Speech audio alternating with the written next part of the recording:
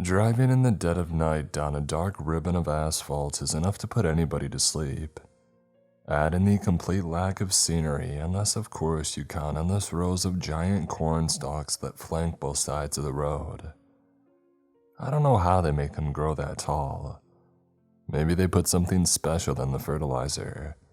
But in any case, rows upon rows of corn with nary a break in sight for miles can make me go a special kind of crazy. That is, if I can keep my eyes open long enough. I wish there was some other way for me to get home at night. Any other way, but there isn't. I live at the far end of the road, surrounded by cornfields. Going faster wasn't an option. With the corn so close to the road, I had no warning if a deer jumped out in front of me. And believe me, I've had plenty of those. Fortunately, I kept to my own personal speed limit of 40 miles per hour. It helped me to avoid making a fur hood ornament out of many deer. And not to mention the other creatures that seem to think they own the road. My car was a factor too. At this point, I'm not sure it would tolerate going much faster than 40.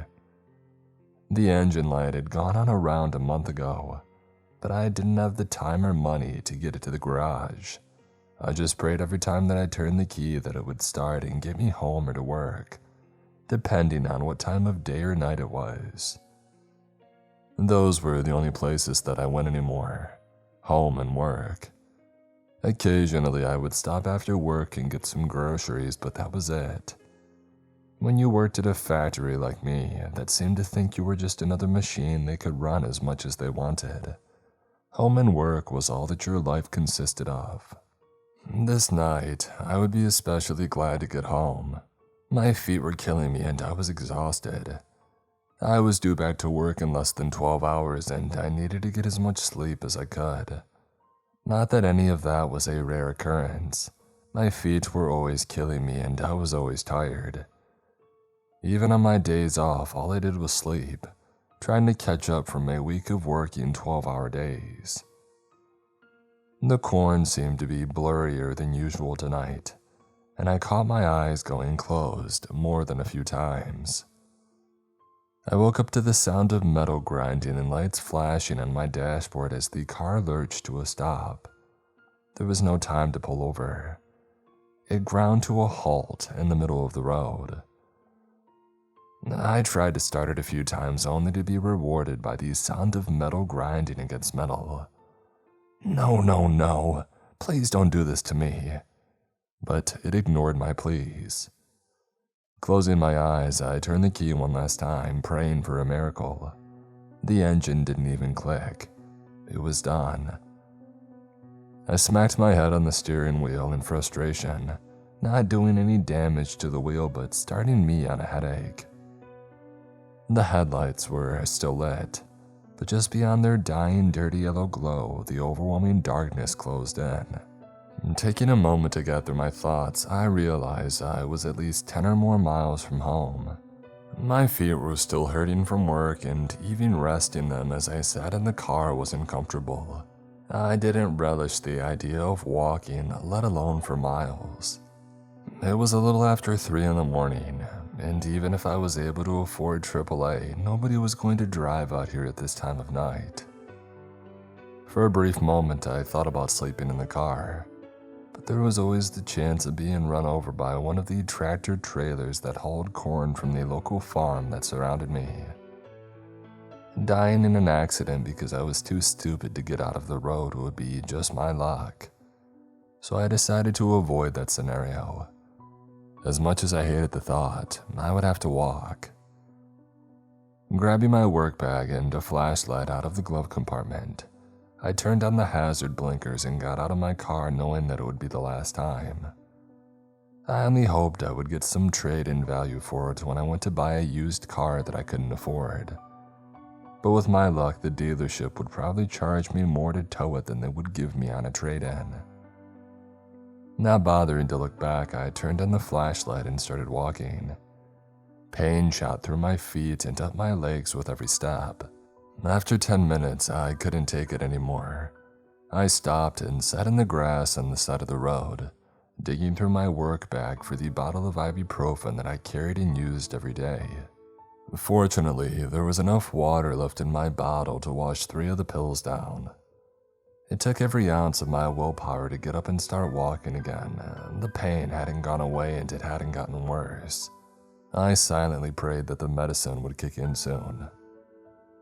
Trying to focus on something, anything other than my feet, my flashlight swept back and forth across the road, sometimes catching the edges of the cornfields. It wasn't supposed to be cold today.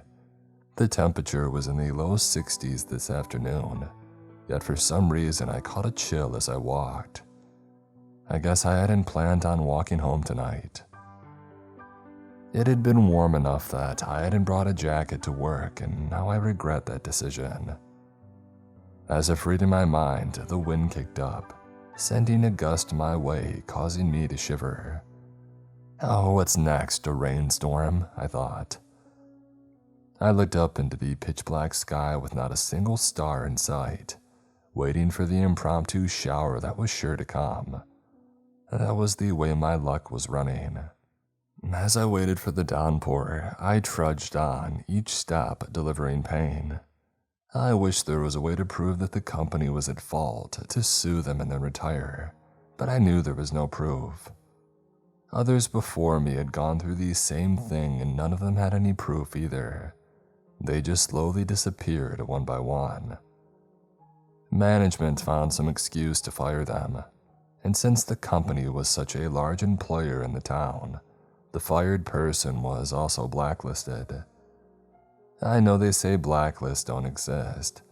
Tell that to the people who were fired and weren't even given unemployment because the company didn't want to pay for it. So they bullied people into keeping their mouths shut. If only I could get another job.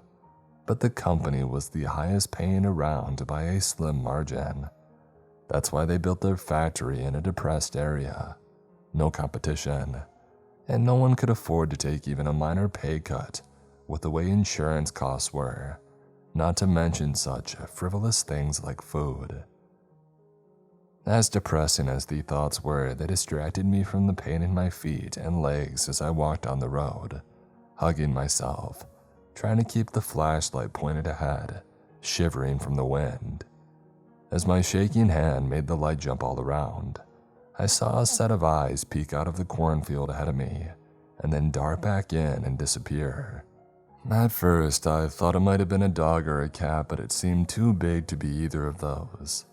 That thought concerned me. Having something bigger than a dog peeking out of the cornfield at me when I was miles away from any help or shelter wasn't high up on my to-do list at the moment. But the fact that it ducked back into the field gave me a boost of confidence knowing that it was more afraid of me than I was of it. When I got to the point where the animal had peeked out, I slowed and shone my light in through the impenetrable curtain of corn stalks. There were no eyes and nothing jumped out at me, so I shrugged and continued my painful march toward home. The wind whipping through the corn stalks sounded like a rainstorm. It made me feel even colder if that was possible. 15 minutes later, I took another rest break. At least the wind was dying down.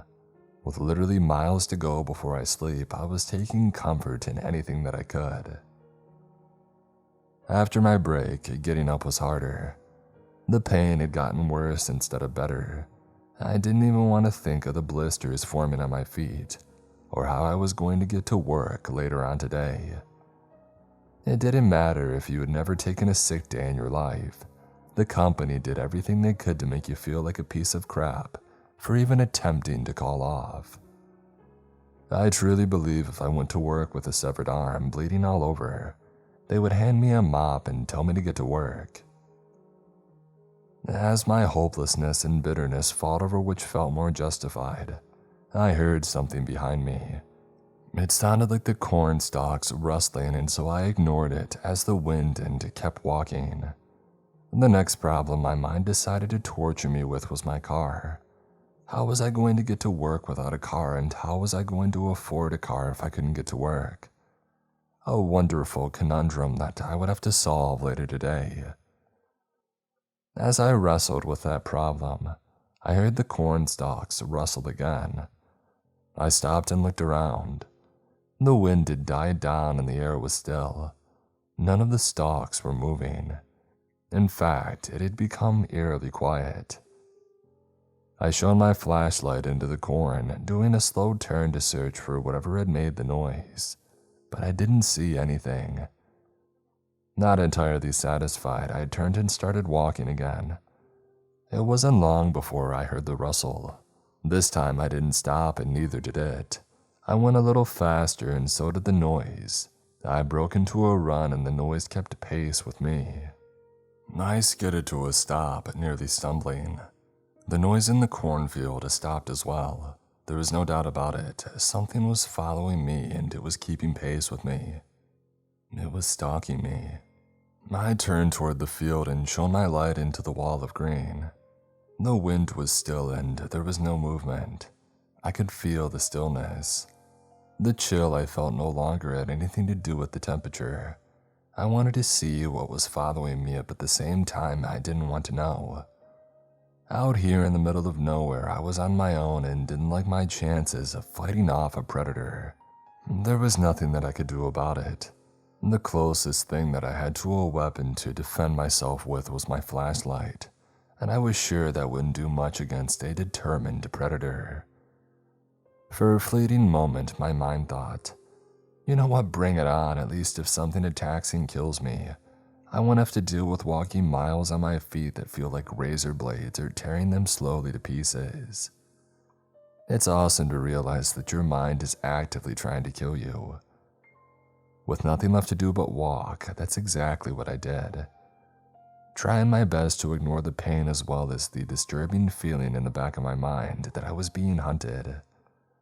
As soon as I had started, the sound started beside me. I did my best to ignore it. Shooting furtive glances into the cornfield now and then didn't have any results at first, but after a few minutes I noticed that I could see something pale through the corn. It was walking next to me in the first row of corn, maybe trying to get a feel for what I was. The funny thing was, that's exactly what I was trying to do. Stopping and ripping open the layer of corn stalks was a last resort. I didn't want to spook this thing into attacking. For the time being, I began thinking of it as my walking buddy, my companion on a dark night with only a flashlight to keep me company. Thinking that helped me keep the fear at bay. I had no sooner thought it until a light appeared in the road in the distance. I watched with great curiosity as it came closer. It was moving fast and almost to me. Apparently, it didn't care if something jumped out in front of it. It was close enough now that I could see it was a big rig truck. Must have been one of the ones that deliver corn from the farm. I waved my arms in hopes of flagging it down and perhaps grabbing a ride home. The problem was it was going in the opposite direction and there weren't many places on this road where a big rig could turn around, even if it would. Waving my arms, I still stayed on the side of the road. If the driver didn't see me or worse didn't care, I didn't want to be found in the middle of the road days later, as nothing more than an unidentifiable bloody lump of goo sitting in the middle of the road for crows to peck at. The truck was almost here. My arms waved furiously, but it didn't seem to be slowing down. Either the driver was having a hard time staying awake, as I often did on this road, or he was ignoring me. It was so near that the headlights blinded me and I had to hold my hand over my eyes. Just then, I felt something push the middle of my back so hard that I lost my balance, and I fell in the middle of the road with the truck bearing down on me. My mind went into panic mode and I scurried like a crab toward the side of the road, the truck's tires missing me by mere inches. As I rolled into the grass on the far side of the road, the wind from the passing truck washed over me so strong, if I had been standing, it could have knocked me down. I watched in shock as the truck continued on. Its brake lights didn't even flash for a moment. Hopelessness and rage fought for control as I watched the lights disappear into the distance. It didn't even dawn on me how I had ended up in the middle of the road until I had stopped to think about it. Someone or something had pushed me. Something wanted me dead. I shone my light over in the corn and stared at the other side of the road. Something in the corn stared back. All I could see was a pair of glowing eyes. They were somewhere between white and yellow. I seem to remember reading somewhere that a predator's eyes would shine white or yellow when reflecting light. This, plus the fact that this thing had just tried to commit truckicide, made me think the chances of me getting home tonight in one piece were next to zero. It must have sensed my fear and felt emboldened by it because it stepped out of the corn toward me. It took my mind a moment to sink in and what I was even seeing. It was hideous with large protruding eyes, pale skin, and many more arms or legs than any animal was supposed to have. At least any natural animal. The extra arms dangled just behind its neck, but they looked oddly human, with the exception of thorns growing out of them and razor-sharp claws. It looked like something out of a horror movie, as if someone had been playing around in the gene pool and the lifeguards blew the whistle on them. It was bigger than a dog but had no fur, like it had been skinned. The thing that sealed the deal was its enormous sharp teeth that it showed when it hissed at me and started across the road. I didn't hesitate. I turned and ran into the field on my side of the road. When I was younger, my friends and I used to play hide and seek in the cornfields, and one of the first things I learned was never run in a straight line. I zigzagged and doubled back as the terror in my mind gave my feet the will and strength to escape. At least the moon was half full, or was it half empty, giving me a little light to see my path. And then as suddenly as I had started, I stopped, dropped and did everything I could to be as quiet and still as possible. It wasn't easy, especially at first when my breathing was coming in ragged gasps, and I had to cover my mouth, trying to breathe slowly and quietly when my oxygen-starved lungs were screaming for more air as quickly as possible.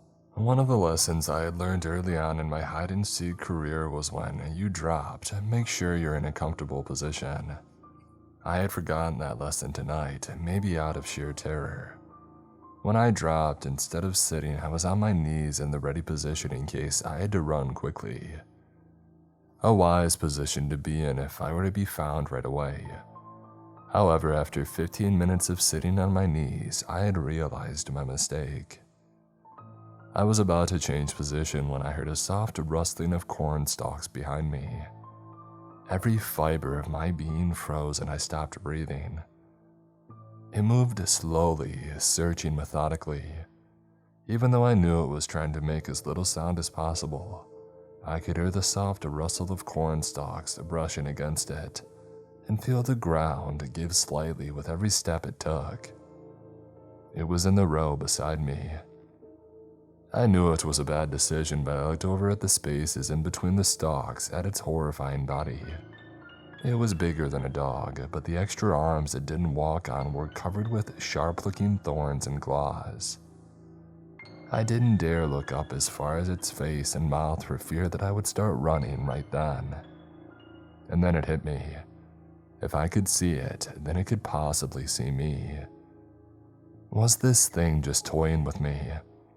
I had seen that so many times as a kid. The seeker would pretend not to see someone hiding and pass by, only to jump back and scare the crap out of the hider a moment later. This creature was almost past me. Was I about to suffer the same fate? Would it pass me, letting me believe that I was in the clear, only to whip around and sink its claws and teeth into me? I was about to start shaking and I could feel it. I had to get that under control real quick. There was still a chance that it hadn't seen me. That was the hope that I clung to. If it knew that I was here, there was nothing I could do about it anyway. I wasn't that little kid anymore.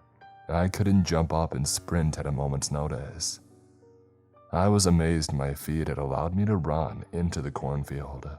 And there it was. I hadn't thought about my feet the entire time that I was running in fear, but now that I wasn't, The pain came back stronger than ever. It was all that I could do not to gasp from the strength of it. I imagined if this creature was chewing my feet off, it wouldn't have felt much worse. I winced and grimaced, but did all I could not to move or make any sound. Closing my eyes, I focused on anything I could except the pain, in a vain effort to make it go away or at least abate. It was a few minutes until it began to subside. When I opened my eyes, the creature was gone. Not just further down the row, like gone, vanished. At first, I felt relieved, but then I realized that I had no idea where it was. It could literally be right behind me and I wouldn't know. I felt the panic rising in my mind and I had to fight to keep it down. Okay, it passed me, so unless it knows that I'm here, I thought, there's no reason it would stick around this area with so much more field to search. If it does know that I'm here, I'm dead anyway and there's nothing that I can do about it. At least if I die, my feet won't hurt anymore. As strange as it sounded, that seemed to calm me down for the moment. Next, I focused on getting in a more comfortable position. My knees were screaming for mercy and I turned and sat in the cold dirt, making surprisingly little sound.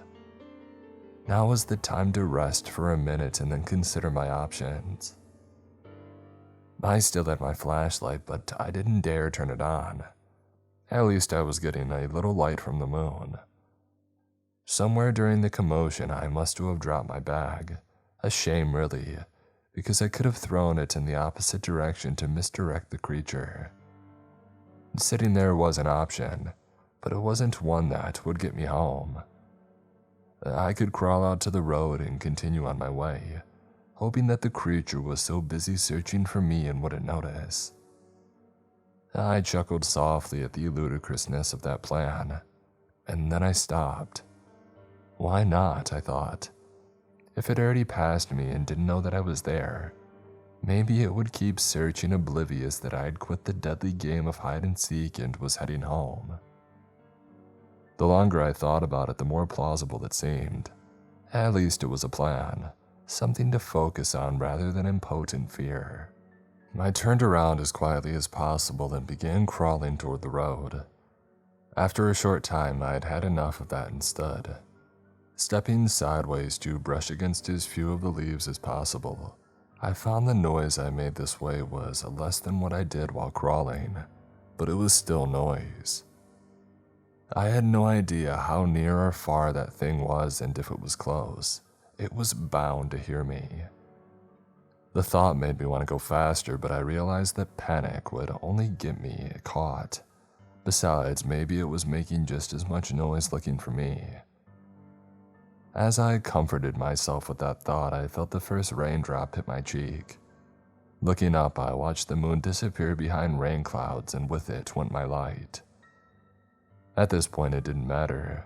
I was in a row that was heading toward the road, hopefully, and once I stepped out onto the road, I could use my flashlight again, covering it up and only allowing a sliver of light to escape at a time. I kept walking, glancing behind me from time to time as the rain intensified. It wasn't long until the fear of the last hour or so gave way to shivering as the cold rain soaked me. I once again lamented at not bringing a coat. All I could see were a few corn stalks in front of me. The storm had robbed me of even the little light the moon had provided. The rain pounded harder so that I could barely hear myself walking. I took the opportunity to walk faster when suddenly the corn stalks disappeared. It happened so fast that I nearly lost my balance and fell face first onto the road. I made it back. I felt like whooping and hollering, but that would just tell the monster where I was at. Instead, I turned my flashlight on and covered it with my hand. Looking left and right, I remembered which side of the road I was on and turned left to start for home again. I breathed a silent prayer that the thing would stay lost in the field until I was home, in bed and asleep. The rain was coming down in sheets, but I trudged on through it. The monster chasing me took away any thought of rest breaks. The next time that I sat down would be in my living room. I limped on through the rain, pain shooting through my feet, but I didn't care. I wondered if I would even make it all the way home. It had to be at least 6 or 7 miles away, through the pouring rain with a homicidal monster hunting me. I never thought all that would happen when I left for work this morning. As I pondered my survival, the rain in front of me began to glow. I stopped and watched as a shadowy figure rose out of the pavement when I realized it was my shadow. I whipped around and saw a truck barreling down the road toward me. This could be my salvation or my doom. I aimed my light at the driver's side windshield and prayed for the best. For one long moment, nothing changed.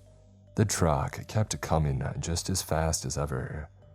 But then, a miracle of miracles, I heard it slow with the brake and eventually come to a stop beside me. The driver's side window came down and a large woman stuck her head out through it. "Are you nuts? You trying to get yourself killed?" "No, ma'am, my car broke down. I was trying to get home." She shook her head. "Where's home?" I pointed in the direction she was headed and said, "Around 7 miles that way." She looked at me as I stood in the pouring rain, and for an instant, I thought she was going to roll up her window and leave me standing there. Of all the terrors that I've dealt with tonight, this one was the worst. "All right, get in," she said, nodding toward the passenger side. I ran around and climbed into the cab, profusely apologizing for getting her seat wet. "Nah, it's a company truck, don't matter to me." She put the truck in gear and it slowly started forward as I leaned back in the seat and closed my eyes. "Was that your car back there in the middle of the road?" she said. "Yes, ma'am." She looked at her odometer. "Well, you've walked around 4 miles so far," she said. I nodded as we picked up speed. Glancing in the side mirror, I saw something running down the road after us but losing ground quickly. Sighing deeply, I swore to never walk this road again. Even if I broke down, I would sit in the car and wait for somebody to happen by. We passed the large farm that I knew was her destination and stopped 2 miles later when we got to my house. It was the only one at the end of a cul-de-sac. The realtor told me they were going to tear it down because the housing development it was supposed to start never happened. The company had gone out of business before they could build anything other than the model house. Instead of tearing it down, they rented it to me after doing just enough repairs to make it livable. "Is this it?" she said, turning partway through and stopping. "Home sweet home.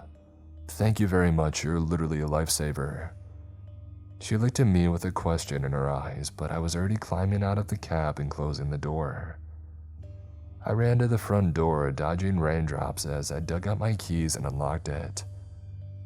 Closing and locking the door behind me was the best feeling that I had had in a long time. I painfully pulled off my shoes and left them on the mat beside the door and then went to the laundry room and stripped off my wet clothes. Next was a shower before throwing on a pair of pajamas and going to bed. Laying there under the warm blanket and soft bed made the rest of my day feel like a nightmare. There was still the problem of what I was going to do about a car and how was I going to get to work. But those would wait until I got a good night's sleep. The last thing that I thought about was that monster and how I had cheated death. I wonder how many of those things were roaming around, what it was, and how many people had disappeared like I nearly had. It was dark and I was back in the cornfield. Something held me tightly as it marched me through the field with determination. I looked down and both my arms were wrapped in corn leaves. I glanced behind me and a stalk of corn marched behind me like a soldier holding a prisoner. Strangely enough, the thought of a corn stalk having me captive didn't bother me as much as it should have. What bothered me more was where we were going. For some reason, I was filled with dread over the destination. I had tried more than once to break free, but the leaves held me tightly, even digging into my arms painfully. Hey, at least my feet weren't hurting. But that was a small consolation. Even though it was nighttime, there was some eerie glow that lit our way. as if some unseen lights hung just out of sight. We came to an opening in the field where a large circle was formed by the stalks being bent to the ground. It reminded me of one of those specials that I had seen on TV about crop circles and how nobody knew how they were formed. At the far side, there was a throne made of corn stalks, and on the throne sat the creature. I tried to stop, to turn and run away, but my cornstalk captor held me tightly and continued forward until we stopped just a few feet from the creature. It looked me up and down in a way that I would call disdainful, as though I were the hideous monster. It made a chittering sound, but in my mind I heard, "Approach." The soldier pushed me closer to the throne and the creature. It reached out with one of its claws and touched my face.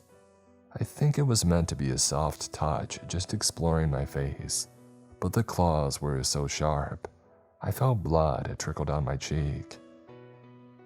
It inhaled the scent of the blood and its eyes went to all black, like a shark's when it goes into a feeding frenzy. It grabbed the sides of the throne as if holding itself back, but the chitters grew louder. Suddenly, a massive creature smaller than the one on the throne appeared and began climbing all over me. I tried to throw them off, but I was still being held captive. They began biting me all over, digging into my skin, tearing at muscle until they reached vital organs.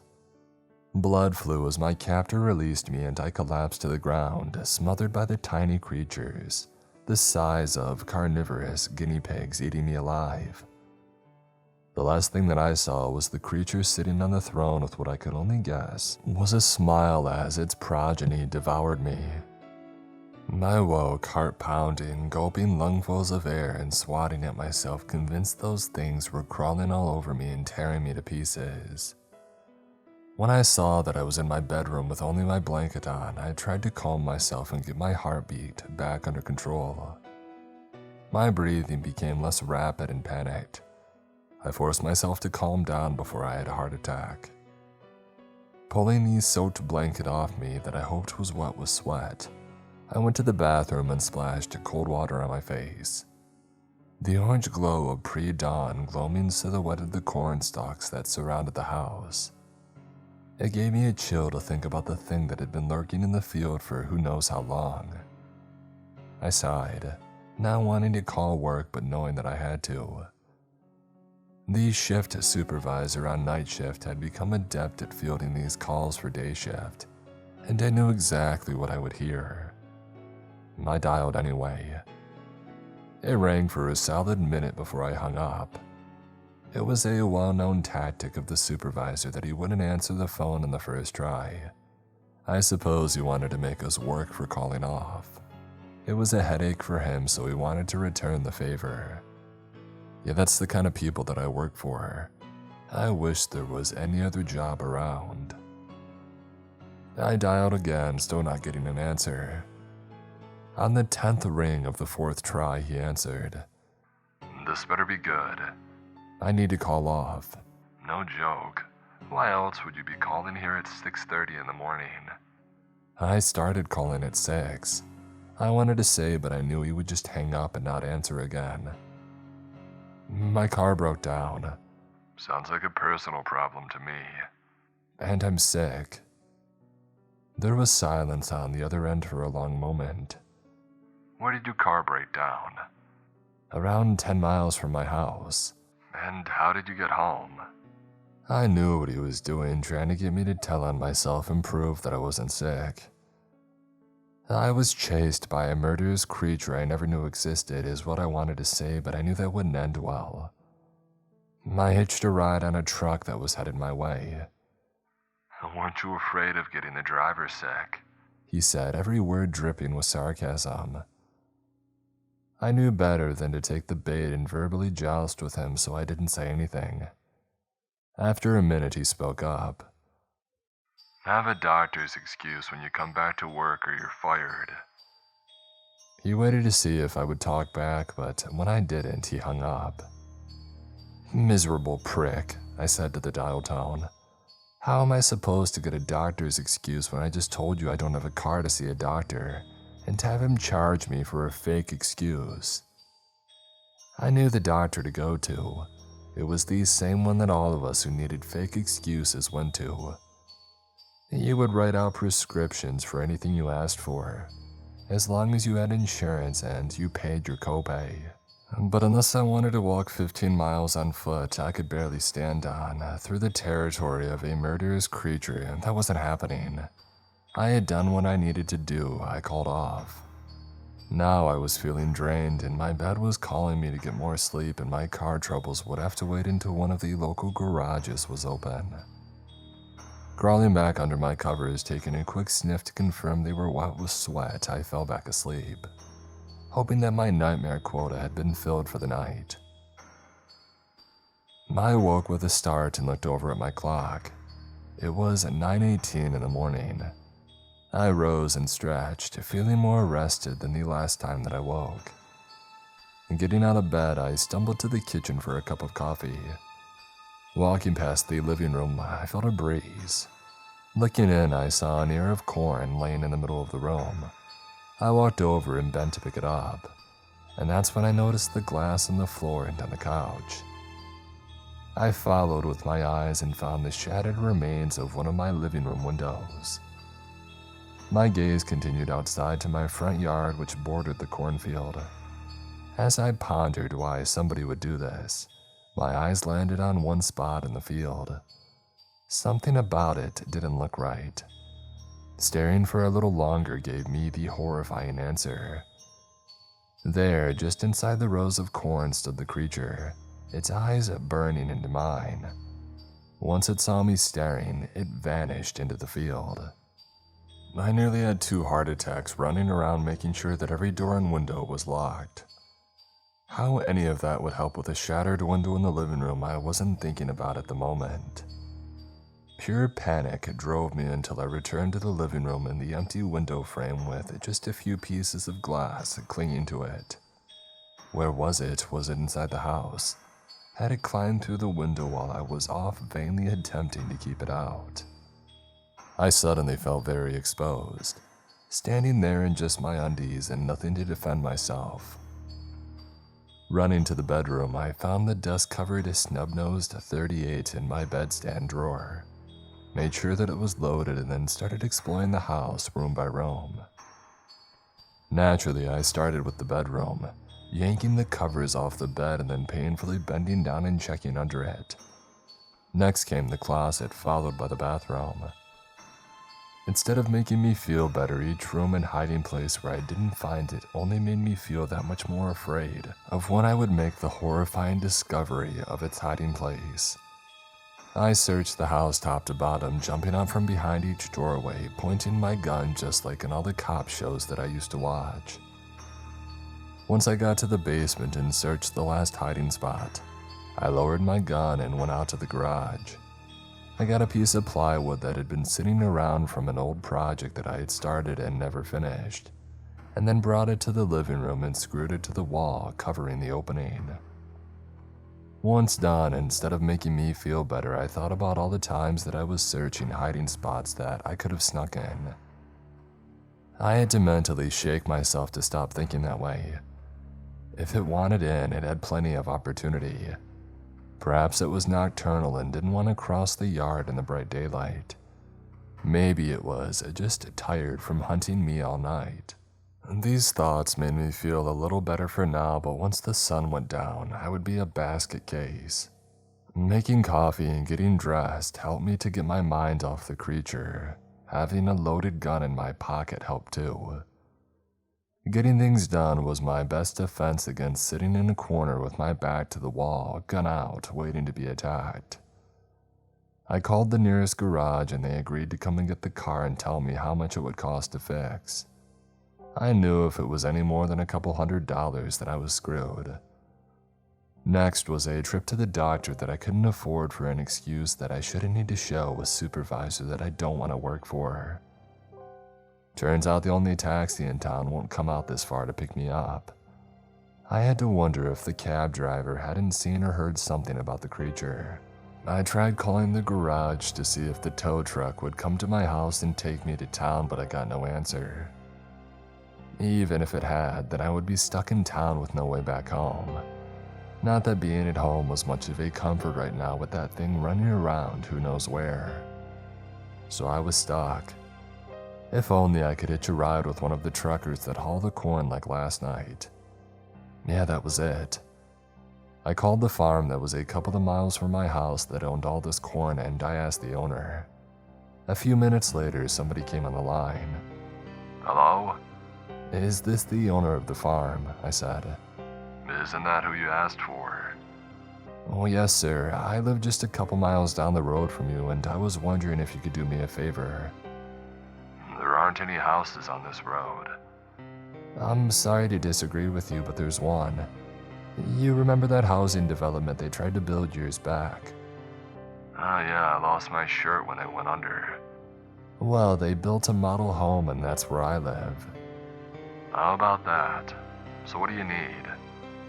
"One of your truckers was nice enough to give me a ride home last night. I was wondering if maybe one could take me to town this morning." "Did your car run out of gas?" "No, it ran out of a car. It broke down around 10 miles from here." "So that's your jalopy in the middle of the road my drivers are complaining about." "Yeah, but the garage should be towing it now." "Yeah, good. That thing sitting in the middle of the road like that's gonna get somebody killed." "Just like the thing in the field," I said under my breath. "What was that?" I was caught. I could lie to him and tell him nothing, or I could tell him the truth about his fields. Last night when my car broke down and I had to walk part of the way home, there was something in the cornfield that attacked me. "Something?" "A creature." "Describe it." I told him about the encounter and what the thing looked like. He was silent on the other end long enough, and I asked if he was still there. "Are you at home right now?" "Yeah, that was the whole point of calling. I can't get to town." "I'll be there in a few minutes." The line disconnected. What the heck, I thought. Why would he come over unless he wanted to be here when they haul me off to the loony bin? Remembering that I was still in my underwear, I went upstairs and put on jeans and a shirt. I had barely gotten back downstairs when there came a knock at the door. I peeked through the peephole and some middle-aged man was standing there. "Can I help you?" I said through the door. "We just got off the phone." I opened the door. "Wow, when you said you'd be right over, you weren't kidding." I invited him in. "Looks like you've had some unwelcome company," he said, looking at the glass on the living room floor and the boarded-up window. I decided that since he was here, I would tell him the whole story. The creature from last night threw an ear of corn through my window. He turned to me with a surprised expression. "Maybe you and I should go get a cup of coffee." "Well, I just made some." "I meant somewhere in town." I shrugged and put my shoes on and then limped out the door and got into his truck. "I saw you limping there," he said as he drove down the road toward town. "Did that happen last night?" "Unfortunately, no," I said, and then described to him the working conditions of the factory. "Companies like that don't take care of their people. They should be put out of business." "But they get away with it because people need a job," I said. It wasn't long until we pulled into the local diner. He nodded to the waitress who sat us in a booth in the far corner away from everyone else. It was a good place to have a private conversation. "So let's skip the bull," he said as the waitress brought us over a couple of coffees. "You saw that creature last night and it chased you, but you got away." "Pretty much. Unharmed." "Well, yeah, unless you count my flashlight," I said with a chuckle. His face was set in stone. "Do you know how many of my workers have been attacked by that thing?" "No," I said, not realizing that I was sitting on the edge of my seat. "Let's just call it a lot. We keep trying to catch and kill it, but it somehow eludes us." "I can see why. It disappears into that massive cornfield and it's gone." "Exactly. That's why I would like to make you an offer. I'll triple what you make at the factory with full benefits, insurance, life insurance, retirement, the whole works. To do what? He looked around to make sure everybody was out of earshot. To catch and kill that thing and any others like it. I looked him in the eye and waited for the punchline. He didn't laugh or even crack a smile. You've got to be kidding me. Not in the least, he said. I'm tired of seeing my people get hurt. Come on, I'm just some broken down factory worker who can barely walk without pain. How am I supposed to be a monster hunter? There's a place in town here that sells orthopedic shoes that virtually take all pain away. And how am I supposed to afford that? And part of your equipment, I would get you anything you need, guns, outfits, a vehicle. When he said guns, I suddenly remembered I had my .38 in my pocket. But when he said vehicle, I forgot it again. You would buy me a vehicle as part of the job. He nodded. That I would keep even after I hunted this thing down. He nodded again. I sat back in my seat, my mind whirling. It was the best job offer that I had ever had. The only downside was that I had to risk my life. And then my mind put it all in perspective with 2 words. What life? I reached across the table and offered my hand. He shook it and smiled. Let's get some breakfast to celebrate, he said, and then waved over the waitress. We ordered and chit-chatted while we ate. More job expectations from him, more equipment that I would need for me. General ideas of where it goes and what I was going to do to catch it. In the end, I really didn't have a clue, but I tried to talk a good game for my new boss. After breakfast, we went shopping, and he wasn't kidding about the shoes. Once the salesman had measured my feet, he came out with a pair of shoes that once I tried them on, I never wanted to take them off. The pain had melted right out of my feet, and I felt like I could walk a 5K in them. Would you mind if I got a pair of work boots too? Please do. I left that store the happiest that I had been in a long time. Next, we got some outfits made of sturdy material that were camo, a shotgun, pistol, taser, pepper spray, among other accessories. And then he bought me a King Cab pickup. It wasn't new, but I didn't need it to be. He told me it was the same model and year of the most dependable truck that he had ever owned. There was only one more stop to make. We went to the factory where I currently worked. I went and told my supervisor exactly where he could stick his job. As I walked out, I told every person I saw that they could do better than this job and should have more self-respect than to allow these people to treat them so poorly. I only hoped it would make a difference. He dropped me off at the car lot where my new-to-me truck was ready to go. I don't know how to repay you for all this, I said, leaning in the window of his car. I do, get rid of that thing that's hurting my people. He smiled as he pulled away. I never had anyone in my life show me such kindness and such confidence in me. I decided right then that no matter what, I would destroy that creature even if I had to die to do it. I got in and I started up my truck. It ran so smooth, unlike my old car. I went to the other stores that we had visited and picked up all the gear that he had bought me. Until I was done and the bed of the truck was nearly full. I had camping gear, food, a cooler full of drinks, and I was planning on camping out to catch that thing if I had to. Now came the hard part, actually finding and catching it. All the equipment made me feel more confident, but in the end it was still this wild creature that had survived for a long time. You don't do that without knowing how to hide and defend yourself. So yeah, I was scared. The sun was setting when I pulled into my driveway.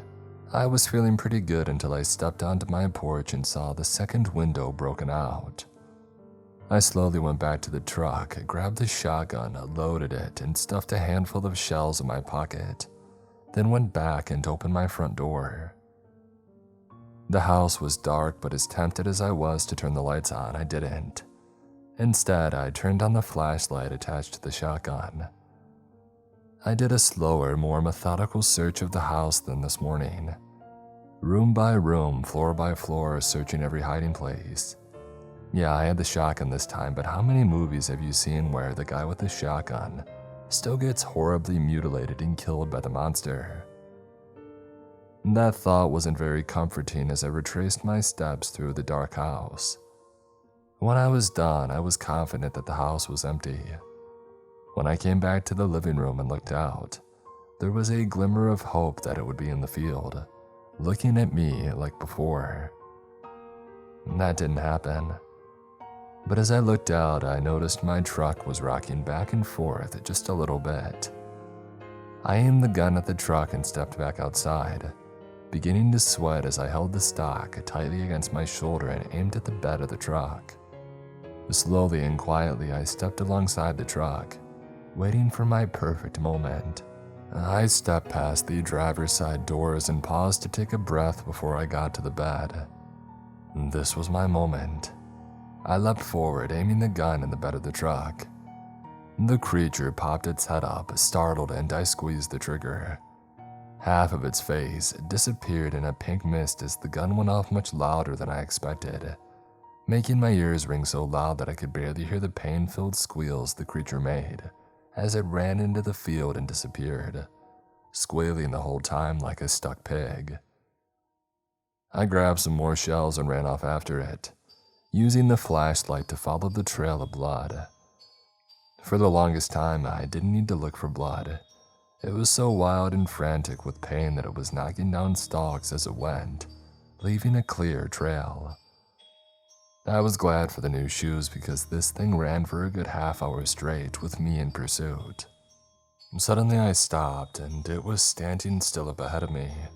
It had its back to me and I wondered if it had lost its energy and bled out. I approached quietly, but it still heard me and turned around, giving me a shock. It didn't have any marks on its face. This wasn't the same creature.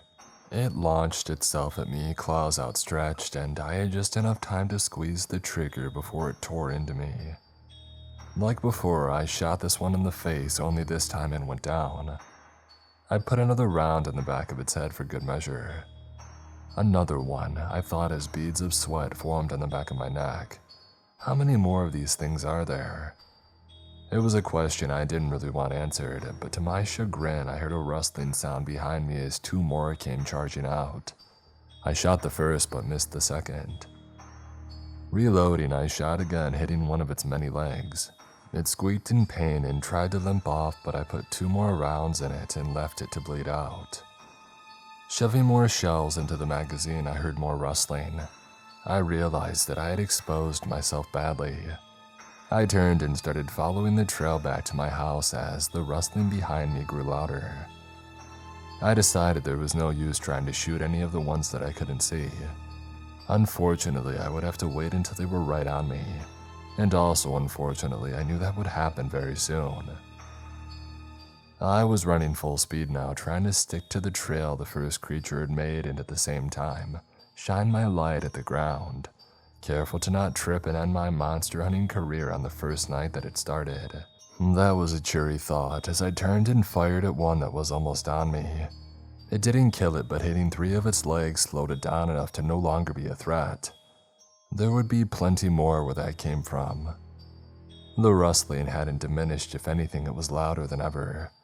Another appeared and I shot at dead center. I hit 2 more that were on either side, trying to outflank me.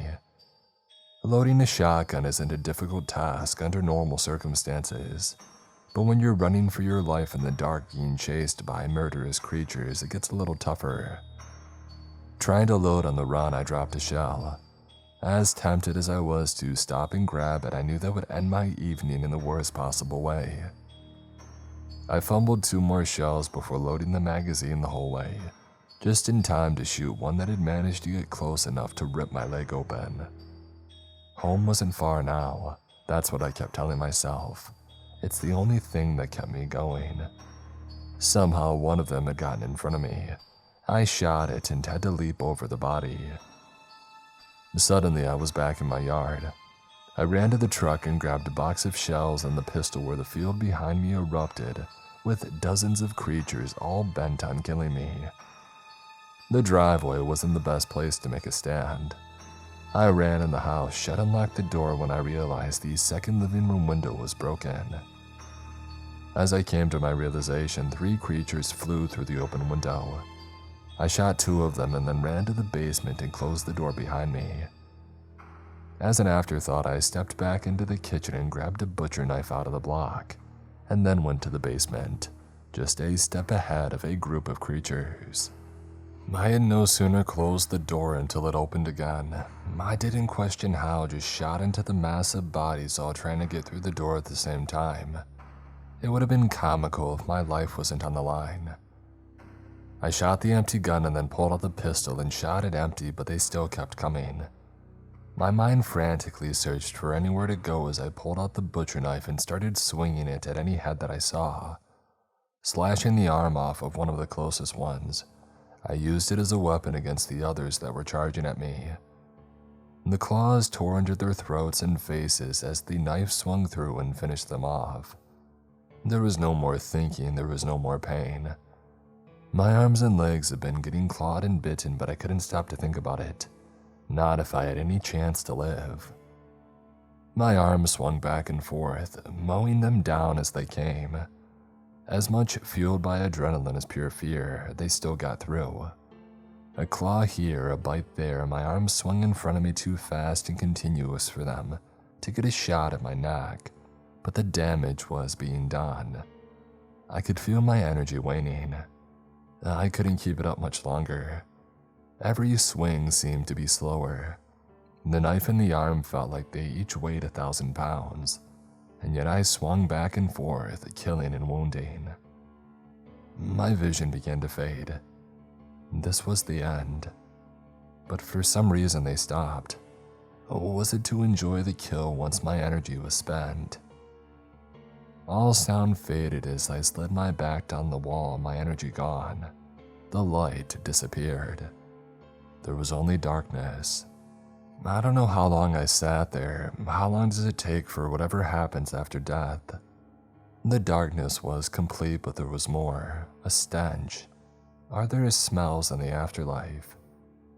I felt fluid running down my face. Does that happen after you're dead? Can you literally feel your own blood leaving your body? I opened my eyes and saw dark fur matted with blood. It wasn't attacking me, so I pushed it away. A pile of dead creatures fell away from me. They were laying all around me, covered in blood so deep that I couldn't see the basement floor. One of them started moving beside me. I tried to lift the knife, but I had to use both hands to do it, and I plunged the blade in its throat. This repeated several times as I saw others moving. When they all stopped, I reached into my pocket and pulled out my phone. Dialing the last number that I had called, my boss answered. Do you know what time it is? No, I really don't. What's wrong?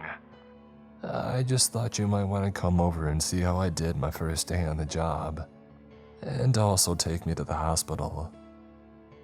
My energy was gone. I dropped the phone and my eyes closed. I woke in a hospital bed and looked around the room. My boss was sitting in the chair beside me. Welcome back to the land of the living. I looked down at my arms that were covered in bandages. Yeah, there's more on your legs and around your ribs too. Is it bad? The doctor said most of the scratches and bites aren't life-threatening, but you hadn't called me, you could have bled to death. I raised my bandaged hand toward him and he took it gently and shook it. Thank you.